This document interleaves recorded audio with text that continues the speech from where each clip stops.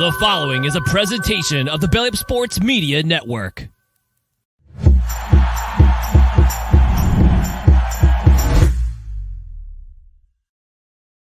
And welcome in, everybody, to another episode of the High Low Sports Podcast. We appreciate you all for joining us here on this Wednesday evening to talk a little bit about what is going on in the world of sports. Today, it is just me. I will not be joined by my co-host Kelsey today, as he is currently recovering after celebrating the Kings winning their first two games, or really he's just feeling a bit under the weather, but maybe two things can be true. So today, we'll just be hanging out with me talking about a lot that's going on in the wide world of sports. We'll talk a little bit about what's going on in the NFL draft, some risers, some fallers, some questionable reports, and a little of everything in between.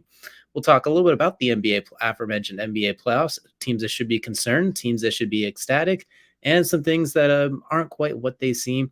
And of course, we'll have a little bit of fun in crunch time as well, too. So you definitely want to stick around as we'll talk about a little bit of everything.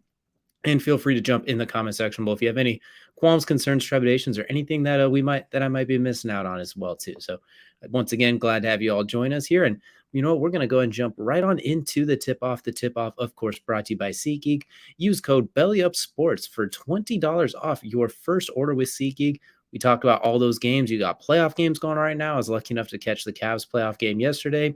You got MLB games. You got a whole lot going on. Check out SeatGeek. Get yourself $20 off your first order with code BellyUpSports as well. So definitely want to go check them out. A great sponsor of the network as well. You know what? That's going to take us right into our first segment. We're going to talk a little bit about the NFL draft. And right now, we're kind of in the season where we see a lot of people fly up the draft boards. A lot of people slide recklessly down. We see a lot of movement. We see a lot of things that just don't really make sense, where they weren't talking about this a week ago, a month ago, or even a day ago.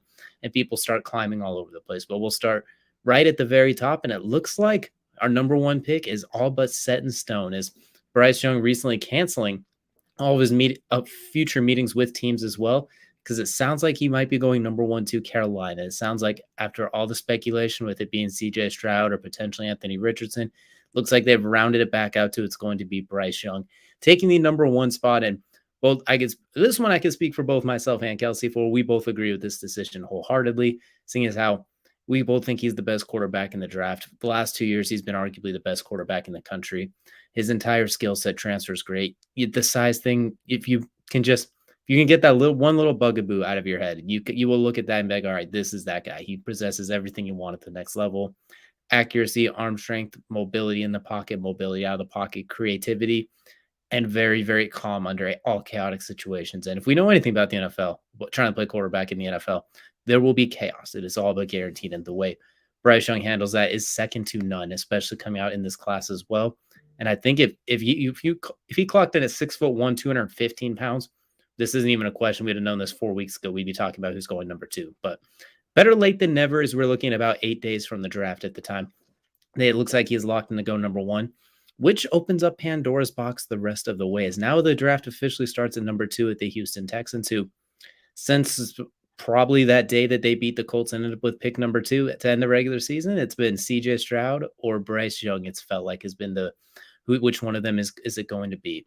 Right now, when we look at it, CJ Stroud's not even the betting favorite to go number two anymore, as it feels like he has slipped a little bit right now. As far as quarterbacks go, Will Levis, the odds for him have jumped up from the Vegas sportsbooks to where he would be the next quarterback off the board if he went to the Texans. And honestly, there's talk that the Texans might not even take a quarterback. And if you checked out Mock Draft Monday the last couple of weeks, you can see on there I've been kind of flirting with that idea as well too with the Texans, because DeMeco Ryans comes from San Francisco, where they just went to the NFC Championship with 4 different starting quarterbacks, including one who was taken in the 7th round. He saw what happened when they brought in Nick Bosa and all of those guys of that defensive line when they had DeForest Buckner a few years ago in 2019, plus all the other guys they've rotated in there as well. He knows what you could do with a fearsome defensive line and a pass rush, along with like Fred Warner and just building around that way. So I think that is something he's going to look at the top of this draft too. He's going to look and see, maybe we don't exactly love CJ Stroud or Will Levis or Anthony Richardson. Maybe those aren't quite our guys. He got a 6-year deal, so he's got a little bit of leeway. The GM is known as being a little bit of a conservative drafter. He's not one to go too reckless, not one to plunge too often. You have 2 first-round picks in the top 12 this year. You get 2 first-round picks next year, courtesy of Cleveland. So you have plenty of leeway there. So I wouldn't be surprised to see them either trade back Or maybe I think trade back would be the best choice for them because not only do you get to accumulate more picks, you also get to spite the Colts if someone trades up with them to get a quarterback. So that's one less guy that Indy gets a chance to take as well. So if I'm the Texans, I want to trade back. But if I stand pat, the consensus feels like it would be Will Anderson.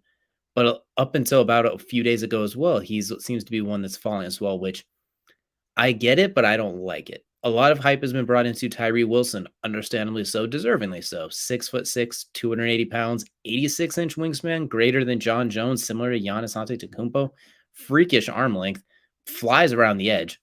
But what I think they look at what he can be, which is understandable. He's a top 10 pick. I think Will Anderson, what catches people with him is he doesn't do anything elite or great. He just does everything really well. Like his ceiling almost feels a little bit low, which I think might be worrying some teams. Him being an Alabama guy, I still think if D'Amico Ryan sticks and picks it too, and it's not a quarterback, he will go Will Anderson. But it being Tyree Wilson surprises me less and less by the day. So that number 2 is where I think the draft is really going to start, and a lot of fun's going to kick off there. And let's just hypothetically say they sit and take either a defensive end or Will Anderson or even Jalen Carter, something along those lines. Then at number 3, we once again got the Arizona Cardinals, who will they trade up? Will they trade back? What will they do? Will they stand pat and take one of those elite players? That's what I'm curious with as well, because they have a lot of holes, but at the same time, you can't really trade. Do you trade back and try and accumulate multiple good players, or do you take one of those closest to a sure thing that you can find? So Carolina is another one to keep an eye on. Then there's the Colts at 4, who a lot of talk was they might not even get the quarterback they want. They might get the leftovers.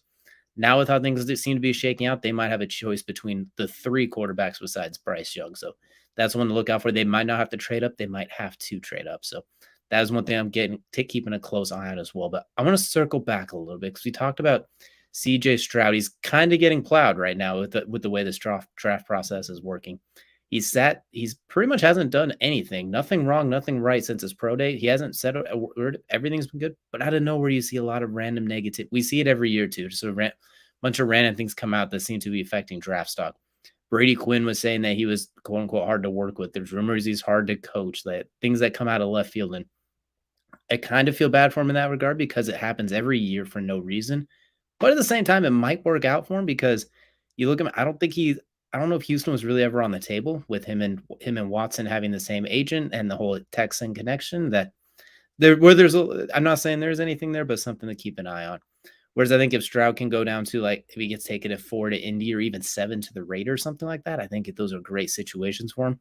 It sucks that there is some negativity being attached to him right now, and it happens every year. Just one quarterback randomly starts out on fire, then in the last week and a half to 2 weeks, suddenly nobody wants to touch him with a 10-foot pole. But I'm going to stand by. I think wherever CJ Stroud goes is going to get one heck of a quarterback. He's the most accurate quarterback in the draft when he gets to stand in the pocket.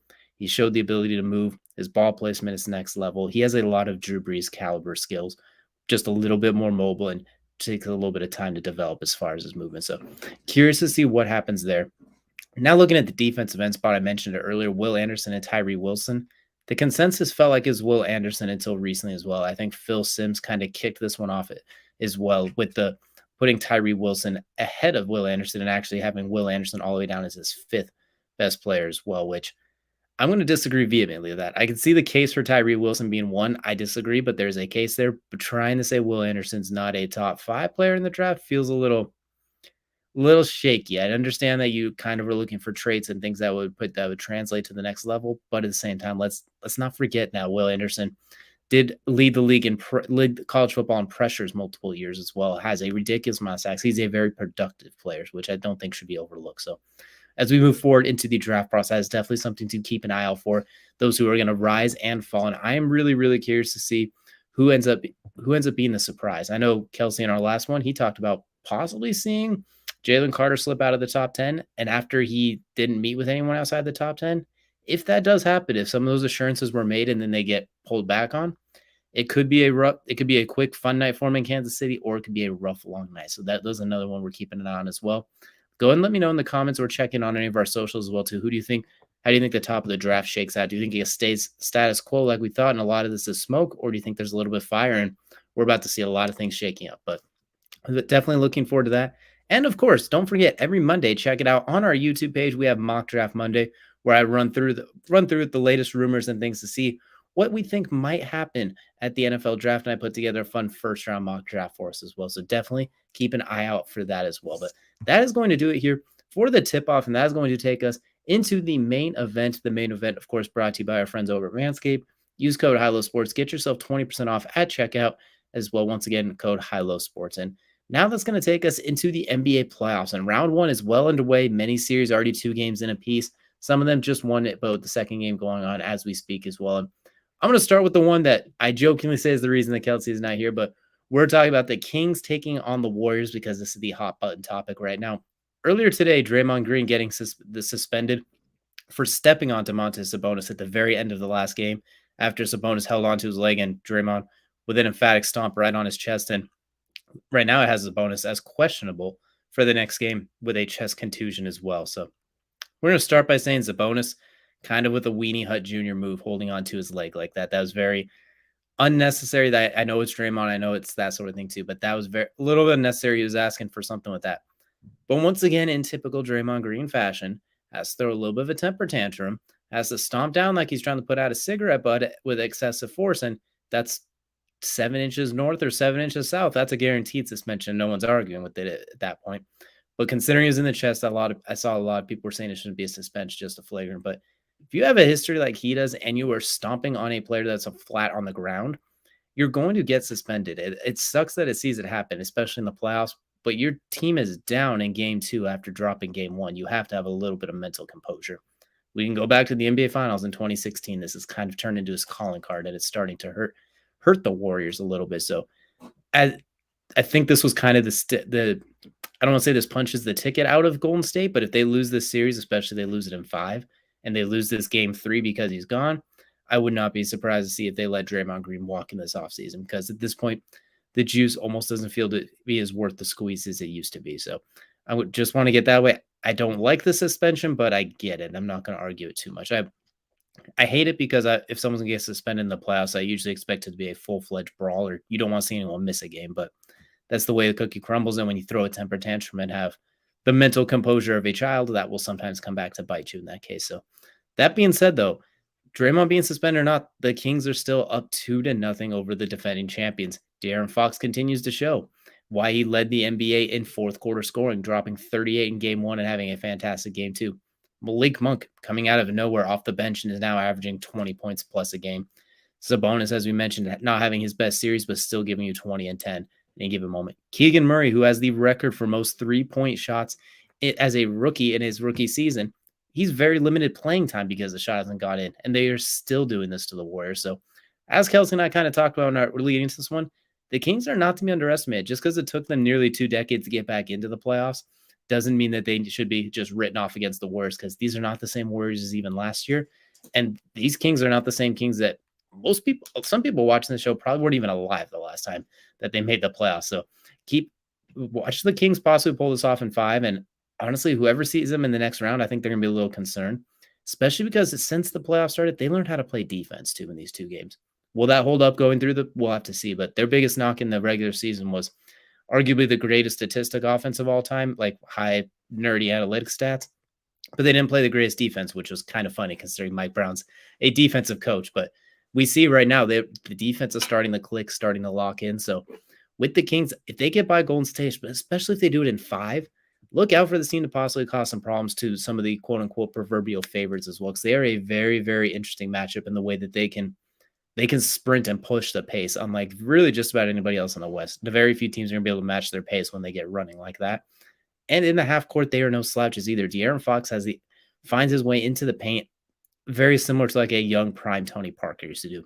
So explosive, so quick, the ability to from 0 to 100 really quick. Sabonis, a very well-rounded game, and we see they can shoot the absolute lights out. So right now, light the beam 2 times, and I think we're going to see this one feels like the Kings, maybe not in 5, I'm going to say in 6, but right now the Kings continuing to show you can't underestimate someone just on the name on the jersey. Sometimes you can't judge them just on, you have to judge on what you see in the game.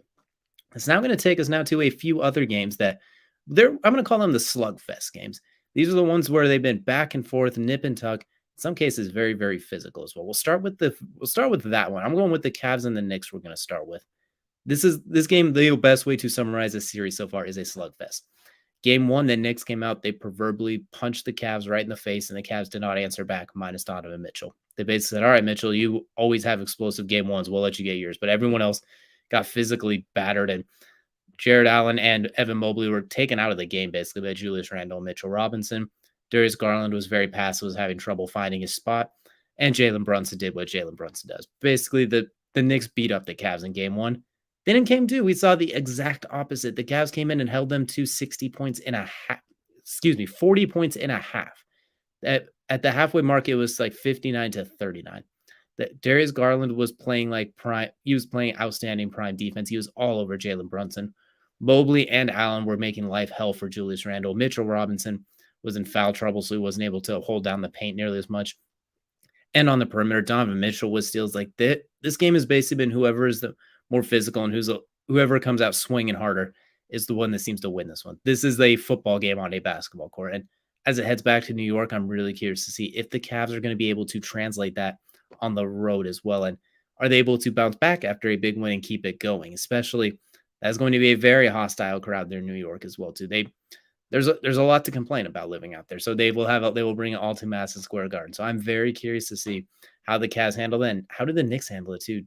Julius Randle got a little banged up in that game too. We saw him hop that rough foul from Jared Allen at the end as well. How is he able to bounce back? You know Tom Thibodeau, one of the most classic defensive minded kind of old school coaches as well. So he's going to get the guys ready to go. It's going to be up to JB Bickerstaff to do the same for the Cavs. And I really can't wait for that one. This one and the Kings and the Warriors series are two of the better ones in the first round. I love these matchups. And this one is literally coming down to basically who is going to win a fist fight, it feels like. Speaking of the other series as well, too, which I think is in that category and just as good as them, we're looking at the Suns and the Clippers now knotted up at one apiece as well, too, after an incredible game won by the Clippers and Kawhi Leonard and everyone. The Suns answering back behind Devin Booker, giving you 38, and Kevin Durant giving you 27 in game two. And Kawhi himself, he looks healthy. He looks good. He gave you, if I'm not mistaken, he gave you north of 30 in that game as well, too. But my goodness, the Suns showed why everyone was worried about when they got Kevin Durant. They showed what they are capable of. The outside shooting, the defense, the playmaking. Devin Booker showed he's still that dude who got you 70 in a game not that long ago. He still has the ability to go off and go nuclear with the best of them. Russell Westbrook has been honestly revolutionary for the Clippers since they got him, especially with Paul George being hurt. This wasn't necessarily his best game as well. So I do want to look at I want to see who comes out in game three because they've kind of traded games. The first game, it felt like the Suns were a little more ready than the Clippers came on strong. This last one, it felt the other way. The Clippers felt more ready, but the Suns came on strong and took care of business. I want to know who's going to come out stronger in this one. I want to know who's going to take this one, the first game with the Clippers, because the longer the series goes for the Clippers, that could actually be a beneficiary because that gives you Paul George potentially coming back in some of these later rounds as well, too. So if you were able to pull 5 games, that's great. But I think if this one goes a little bit longer and then you get Paul George back, they can get him later in the playoffs as well. So, and if the longer the series goes, you're going to wear down Chris Paul a little bit, which that Russell Westbrook's going to be able to take advantage of him. He always goes right at him in these games as well, too. He loves to attack the quote-unquote less athletic, older point guards that aren't going to be able to keep up with him. So, for the Clippers, the series going longer bodes well for Westbrook and some of those other guys as well, Norman Powell. And if Kawhi can play through all of it, if he's healthy and feeling good, he's going to make life hell for them as well. He can't quite play defense like he used to. He's still a great defender. He's just not necessarily locking people up like he was as the Claw. He's going to put Devin Booker in hell sometimes. He's going to put KD in hell sometimes, but you're not going to stop either one of those guys consistently. So if they can get Paul George back, they could be dangerous down the stretch. But the question is, do you get him back? And if you do, when do you get him back at that point? Do you get him back maybe at the end of this series? Is it a little bit later? So this is probably the best series this one, and then the Cavs and the Knicks are the two best series right now. The Kings and the Warriors is obviously a great one as well, but I feel like these two, between these 6 teams I just mentioned, I feel like these are the ones that a lot of people should be worried about especially those number 1 seeds as well. So those are ones we want to keep an eye on. Other ones I'm not too necessarily worried about. We're going to go ahead and talk about the Nuggets and the Timberwolves. The Nuggets are probably going to walk with that one in 4 or 5. They got full control of that one. Same with the Celtics and the Hawks. Maybe the Hawks can steal one, but those two, just pencil them in for the next round at this point. They have those series all but locked up, but it's not all paradise there at the very top. As we look at the top of the of the conference is you have the Milwaukee Bucks. Giannis banged up, taking a hard foul against Miami with his lower back, missing the majority of that game. Tyler Hero breaking his hand for the Heat. He's probably going to be out indefinitely. Giannis questionable for the game today as well. We will have to see if he's able to. If he is even able to play, how effective is he? Jimmy Butler, of course, we got playoff Jimmy Butler now, who's it still doesn't make sense. He's a whole nother animal. Once it is officially playoff time, he turns into a bucket, an assist, a rebound. He turns into a top 3 to 5 player in the game once it's playoff time, it feels like. We will have to see if Bam Adebayo can get rolling. Who's going to step up for Tyler Hero? He is their quote unquote bucket, their extra bucket. They're going to miss him a lot. And for the Bucks, if Giannis is limited, we need to see Drew Holiday fill in that role. We know what he is capable of. Drew Holiday is absolutely sensational. Could make a case for being a first-team All-NBA player. Incredibly on the defensive end. A great floor general, gets everyone involved. And when he gets hot offensively, good luck everybody else. He can hit from the outside. He can hit mid-range. He attacks the basket. We got to see someone's going to have to step up, especially if Giannis is either not able to come back or if he comes back and he's not 100%.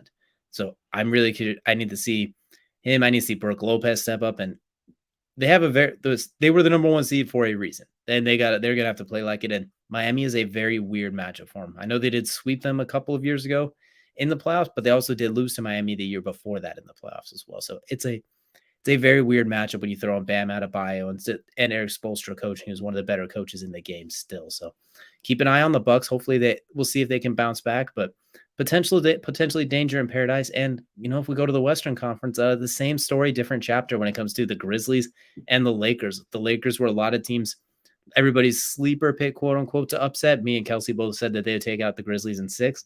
And now John Morant is going to miss game 2 with an injury as well. And we'll see if it's just game 2 or if he misses any others. But right now, I don't think they can afford it. They do play very well without Ja. They are a very good overall team that can play and compete. But with what we saw in game 1, the Lakers had Rui and Austin Reeves combined for almost 60. And that's with LeBron just kind of hanging out, just kind of doing his thing, not overly aggressive. He was playing point guard, basically. He was just relaxing a lot. Anthony Davis, a force on the defensive end. Still get it done offensively, too, but neither one of them really erupted. It was death by 1,000 paper cuts in that game. And they still ended up running away with it, like an 18-point run in the fourth quarter. Now you're saying John Morant's not going to be in there as well. If he is going to miss multiple games, the Grizzlies might be toast at this point. I know they can win them. They've done it multiple times without John Morant, but you can't go in there without missing your best player against a team with 2 top 10 caliber players that thrive at their best when they're front running a little bit. We know how when the Lakers are front running, Anthony Davis and LeBron are as good as it gets. They will run.